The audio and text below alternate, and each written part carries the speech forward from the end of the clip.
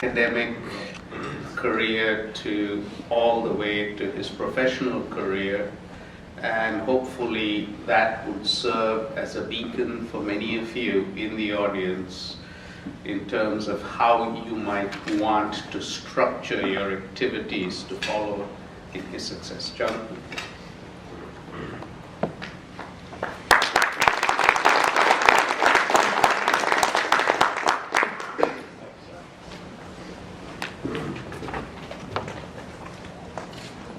Howdy. Howdy. Again. Everybody learned something today? Yeah? Yes. Good. I want to thank our team. They did a great job. Courtney put together the entire presentation. We just get to stand up there and look good. She did all the work, so help me in thanking Courtney for doing it. So it's always a little unnerving talking about yourself. I was going to wing it, and then I put a profound amount of thought into this while Vaughn was talking about leasing. So I wrote some notes. But so for those of you that don't know what you want to do, I think that's great. I'm not sure I know what I want to do when I grow up yet. But on the diversity with women, I think that's fantastic. We're incredibly proud in our company that on our leadership team, we actually have 4 women and 3 men, and throughout our entire company, we're pretty much split 50-50. And so the women are having a huge influence, and rightfully so, on real estate. So I always think about life as sort of backwards. And these are the 3 things I know. When you're young, you think you know everything, and then the older you get, you realize you know nothing. When you're young, you think it's about you, and the older you get, you realize it's...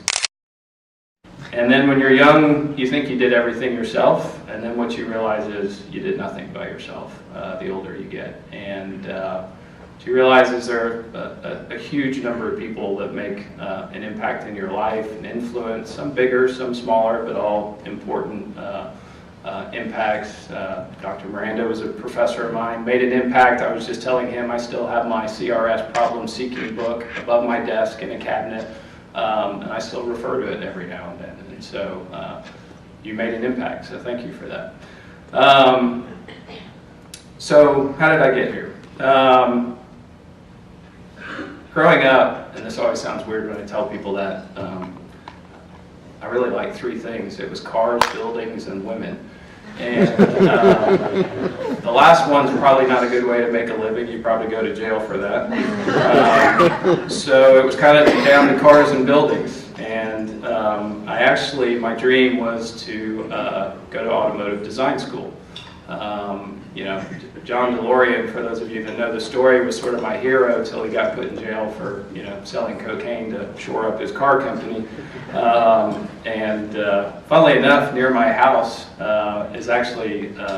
resides the DeLorean Motor Company today. A guy in Northeast Houston bought the rights to it, still has the cars, does refurbishment.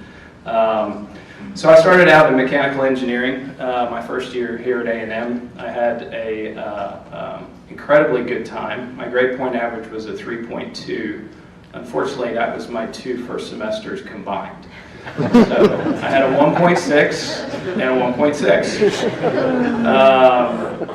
My father and I had a little heart-to-heart, and it went something like, change it or you're going to the Peace Corps. And so changing it sounded like a better option. And so I actually managed somehow, and I don't know how, to talk myself out of scholastic probation and transferred from engineering to architecture. And the thought was, the faster I can get designing, maybe the happier I'll be. And what I always think I'm incredibly blessed with that degree is not what design has to do with buildings, but what design has to do with creative problem solving. And when I look back on it now, what I was fortunate to get was a degree in creative problem solving. There was no set answer, that you had to get up and defend your solution. And there's a huge amount of value in that. So for that, I'll always be thankful. And then I ended up combining environmental design with construction science because I could never reconcile why you would do one without the other, right? You know, how can you be a good architect if you don't know how to build something, and how are you going to be a good builder if you don't have an appreciation for why something's designed the way it is? And I was required to have a construction internship, and so I got an internship and went off to El Paso for the summer, and like the diligent young man I was, I didn't know the construction company was owned by a development company. And we were actually building a behavioral health center, and I ended up working with the development guys. And that was where I was blessed to get a window into that they are actually the ones that hire everybody. And the light bulb went off and thought, maybe I want to be the guy that hires everybody, or work for the company that hires everybody. And so, and at the same time, I was blessed to have several architecture professors that said, you're good at architecture, but you also have a business mind, and you ought to think about this other program that I didn't even know existed, and it was the Masters of Real Estate, Land and Real Estate Development. It was an amazing opportunity to craft a program for myself, and had the good fortune to be able to take a lot of finance classes, which is where I was lacking. I was given the opportunity to take entrepreneurs and new ventures as an elective, and at the time Dr. Sharkaway probably just wanted me to go away, because I would usually come in and most questions were about how I could change the curriculum to take a class I wanted to take. And he was always incredibly gracious to say, okay, you can do that if you're passionate about it. And that really put me on a path, I think, that naturally used a lot of skills I had. So I got out of school in 1994, and those of you for real estate history, the 1980s were terrible for Texas and especially Houston. And so when you got out and started talking to people about real estate development jobs, they just laughed at you. They said, no, that's not going to happen. So there were opportunities in property management and opportunities in leasing, and I didn't think I really wanted to do that. And I was fortunate to be introduced to a gentleman in the church I attended, and he said, you know what, it's been really tough through the 80s. I didn't lose any assets, but I had to lay a lot of people off, and I'm kind of starting over. And if you want to learn the business from the ground up, why don't you come work for me? And so we did that. It was he and I. And my first project was a large shopping center with a Best Buy and a Bed Bath & Beyond and an Old Navy and all those good things. And I still see that shopping center, and actually I'm really proud of it. There's a few little things in there where the sidewalks are a lot wider in front of the stores, and there's actually some nice landscaping in the project. And so maybe an inclination as to where my passion lay. We built an opportunity with Marriott, and we're able to build 6 hotels, and you'll think this is funny because it's coming full circle. The first one I built was here in College Station, and it's the Town Place Suites on University. So come a long way from the Town Place to the George, and I put myself through graduate school working for MicroAge, the computer company, and I would assemble servers, and they were fortunate to say, you just have to get them built. You can build them at any time of the day you want. And I could walk across campus and build them. And when I graduated, they said, we need a new building. So the office building right there that's next to the Town Place was, I built that for them. And it's not really a mixed-use project, but it was kind of sort of tilting that way. And it was a great experience. And ultimately, he and I built that company up, and I became president. And about 7 years into it, I realized there was a pretty significant issue. And that was he and I didn't share the same values. And it was honestly an issue where we had a gentleman that worked for Marriott managing one of our hotels. And he had certain personal preferences that my partner at that time didn't like, and he proceeded to make a big issue about it with Marriott. And if you know anything about Marriott, they're one of the largest employers of diversity in the country. And that resulted in essentially being blacklisted by Marriott. And that's that eye-opening experience where you say, values do matter in how you conduct yourself. and that he and I did not have a path forward. And that was a really difficult time for me because I felt like I put a lot of time and effort into building a company. I had the good fortune of being a principal at a young age, but that I needed to walk away from it. So at the time I picked 5 people in the business that I trusted, and both personally and professionally, and said, I need to make a change and I don't know how to do it. I'm not ready to start a company of my own, but you can't just walk in the door as a principal somewhere else. And the first person I called said, I know exactly where you need to go. I've been waiting for this phone call. And he introduced me to someone, Brad Friels. He said, this gentleman, Brad Friels, he's a great guy. He's interested in talking to you. He has a company called MIDWAY. He said, I think you two will get along. And I thought, it doesn't happen this easily. This is not how it goes, right? Sure enough, 30 minutes later, Brad calls, says, you want to have breakfast tomorrow? And so I said, sure. So we had breakfast and we hit it off. And I don't know if any of you have looked about Midway's history, but it was started in 1968 in Dallas by a gentleman, Jim Moran. The name comes from Midway Road in the business park. And Brad, Aggie, left graduate school, cold called Mr. Moran, going to a friend's wedding. He ended up working for them. They ultimately became partners. And unfortunately, I feel like I know Mr. Moran because his impact and values on Brad carried through to the rest of us. But he passed away in '99, and this was 2001 when I joined. And so the company primarily grew up as a business park developer, and that became industrial build-to-suit projects. And Brad's comment to me was, he said, I'm just tired of doing that. It's been really successful, but there's 2 things. One, it's a race to the bottom in the sense that a project comes to market by a broker, 5 of us compete for it, and basically we beat the crap out of each other to win. And when you win, you've actually lost. And he said, I just don't want to do that anymore.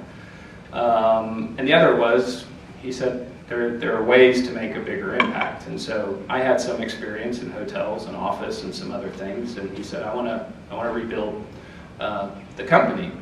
So it was interesting how Midway was built. And I'll say this about Brad. He's had one of the most significant impacts in my life of any person. And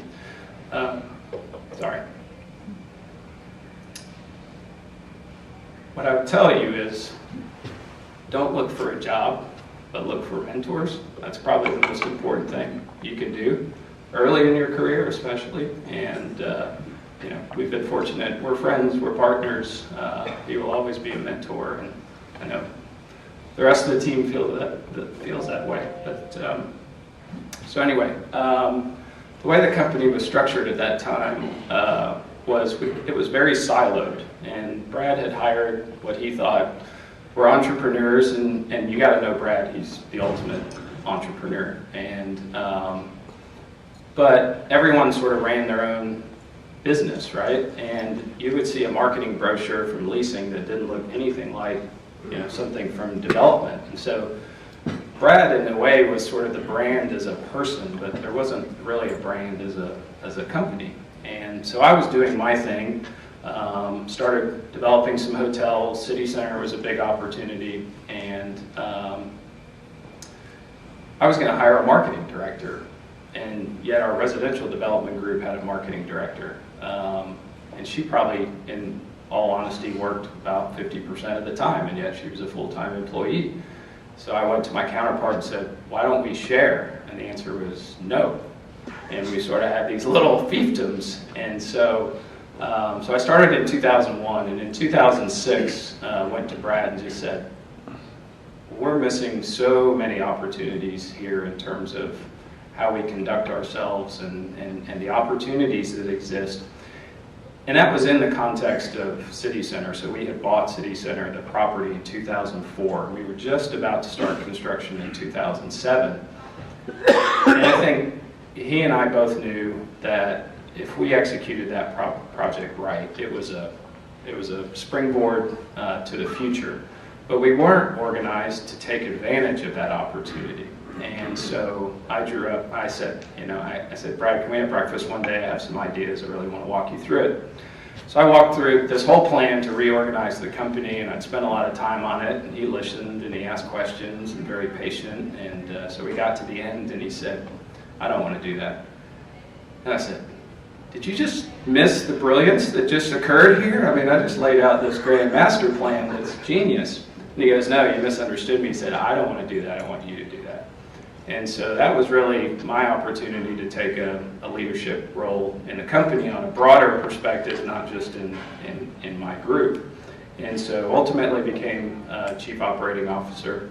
And again, you kind of have to know Brad to appreciate this, but it was sometime in 2012, we were flying back from New York, I think, and he just looked over and he goes, oh, hey, in January you're going to be CEO. And that's Brad. And I was like, well, what, okay, do you want to talk about it? No, not really.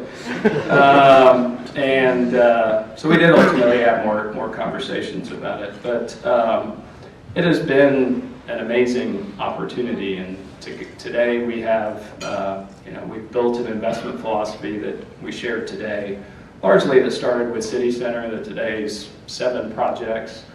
We have a investment portfolio that's about $1.3 billion, and largely in Texas, and now we have a big goal to significantly grow that and expand outside of Texas. And in the last 18 months, we've grown from about 40 people to 100 people. And where my passion has adapted is from building buildings to building a company. And it's different, and yet I have an equal passion in that. And really it is not about building something for me or building something for an ego, but it's building something for all the people that shared their experience with you today. And it is offering the same opportunity for others that I was afforded. And so I think, and maybe it's a point you get to in life, but there's actually, I have 2 teenagers. I know you're shocked I don't look that old. Think yourself, God, he's good. Teenagers. So it's 17 and 14. And it's funny how life works again, because there are actually a lot of parallels to, I think, to leadership and parenting. And they're one and the same in many respects. And I don't think I'm the easiest person to work for, but I do think most people know that, it's about making a difference, and how do we help people succeed. And sometimes that requires fun love, and sometimes that requires tough love, and but at the end of the day, you still love your people. And so to me, that's where today I find joy. I love talking about Century Square, but I find more gratitude in listening to the rest of the team talk about the project and the impact they're making. Because it's their project. I'm not working on it day to day, and I interfere every now and then, but it's their project. So maybe a couple thoughts. One is about leadership, and I think leadership sort of is viewed by many people as something you're either given, something that's given to you with a title, something you get with age, and it really is none of those things. What we're trying to accomplish is to build an entire company of leaders. And all those people that spoke today, they're all leaders, right? And I think, the defining factors in leaders are, 1, they're willing to make a difference, right? They're willing to go first when it's not easy to go first. And they're willing to raise their hand and say, I'll do it when it's difficult, right? And that's the difference. There are either people who will sit on the sidelines, or there were people that will forge forward and be willing to make a difference, not because it's easy, but because it's hard, but because it's the right thing to do. And so I would tell each of you to think about all the opportunities to lead and seek them, right? Not because it's easy, not because, you might have doubts. Trust me, I get up every day and have doubts whether I'm doing the best I can do, whether I'm the best person to run this company, whether I know what I'm doing, and I don't. I had a conversation with one of our folks recently we had a opening in our financial ops, and it was killing me that no one internally raised their hand and said, I want that job. And so I kind of went around and had lunch with them, and one of the young ladies I really thought was ready for it, she said, well, I don't know everything on the job description. And I said, well, how many do you know? And she knew like 9 of 10, right? And I said, Neely, trust me, I don't know 9 of 10 on my own job, you know, so you're in good shape. Raise your hand, take the job, and she ultimately did. So volunteer, find places to do it, you know, whether it's leading your team in your class, whether it's, you know, leading the real estate organization, but seek it and try it. One of the best opportunities I had was being a district council chair for ULI in Houston. And it makes you rethink leadership, because suddenly all these people I was asking to do a lot were not on my payroll. So they had to truly want to do what we were trying to accomplish. And it was an eye-opener for me that really is leadership. So some advice. Number 1, be yourself. As you gather, I have the utmost respect for our chairman, Brad Friels. And there was a time in my career where I thought I had to be him. And then what I realized is I will never be the best him, I will be the best me. And so you were given, you know, your God-given talents or whatever your beliefs are for a reason. And we don't always know what they are every minute of every day. And sometimes you look back and you realize 10 years ago something happened, and the reason it happened is for now. But be your best self, right? Don't try to be someone else. And have a vision for yourself. And I try to talk to a lot of our young folks about this, that I've always tried to sort of have a 5-year vision for myself. What should I be accomplishing? What should I expect of myself? What does my family expect and need of me? What do my coworkers expect and need of me? And the reality is I think we accomplish far less if we don't set tangible goals. Now the scary thing is, you're probably not going to meet all of them, but having them makes an impact and makes you reach and makes you a better person. So, and setting goals doesn't mean you have to know what you want to do, right? A number of you said, oh, I'm not sure what I want to do. That's okay. There's plenty of near-term goals you can set. Work ethic matters a lot. And what you realize in life when you have the good fortune to be around a bunch of people who are successful is they are not the smartest people in the room, but they work really, really hard. And I've pulled a lot of all-nighters in my career, so just fair warning, it doesn't stop in college. But at the end of the day, you do what you have to do to make a difference, and a lot of times that means really hard work. And the team you saw today, they work really hard every day. I think we have a wonderful work environment, but it is also one of you work hard, and that's the expectation.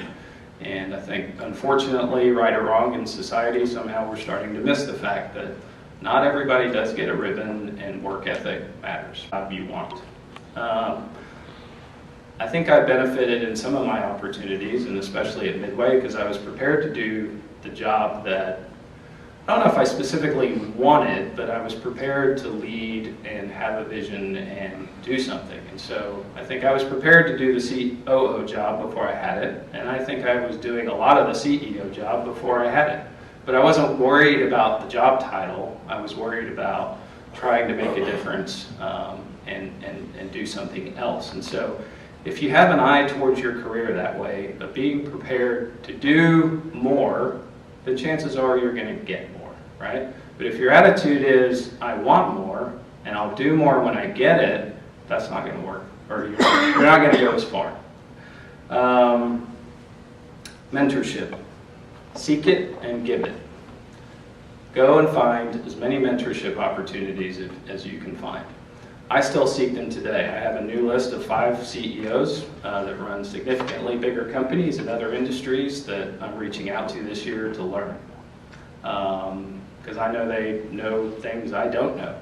and they have things I can learn from them that have an impact on people. But the reality is, a number of you may be sitting here and thinking, well, I can't mentor someone, and that's wrong. At every stage in your life, you have the ability to be a mentor. And so seek it for yourself, but also be prepared to give it. One of the things at ULI that I was extremely proud of is we started a mentorship program. And the idea was that, young leaders in ULI could seek mentorship formally through leaders like Brad Friels. But the caveat was, if you had the benefit of the mentorship program, then your job was to turn around and mentor graduate students. And that program has been incredibly successful. So seek mentorship and be prepared to give it. And the last thing I would say is learn every day.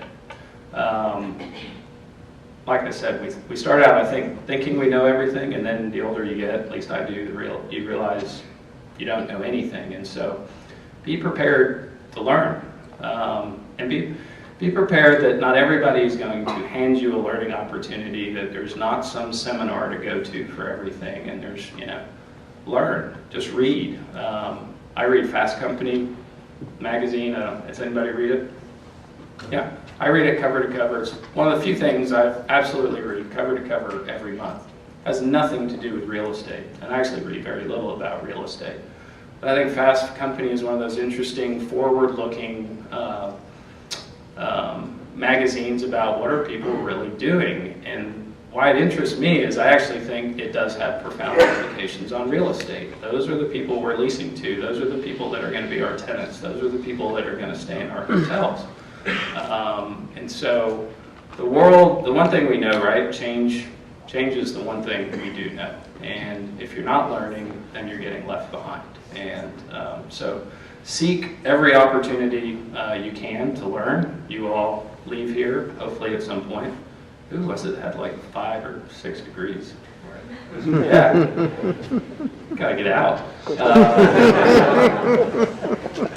I have 3, so I shouldn't criticize. But you can't ever stop learning. And I was talking to one of our asset management folks the other day, and we have a project where we're trying to introduce this concept of creative office. And he said, well, what architect or what have you, someone to tell him about creative office. And I said, Chris, just Google creative office and get reading, son. I mean, it's not that challenging. And I said, so we went on and, Gensler had, the architecture firm just had this great, publication they called Dialogue that was all about creative office. And I said, it's right there, just read it. It's not rocket science.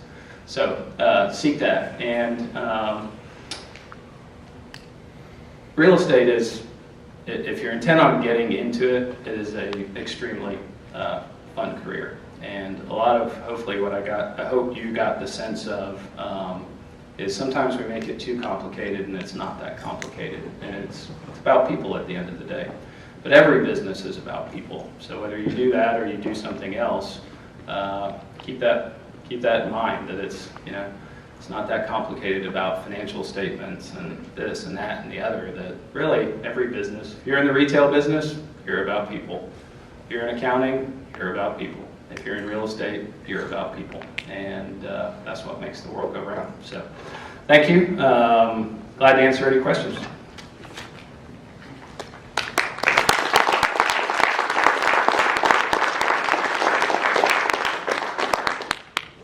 That was far more serious than Geoffrey was probably expecting. I got pretty well what I asked for. No questions? All right. Thank you all very much. It's been fantastic being with you.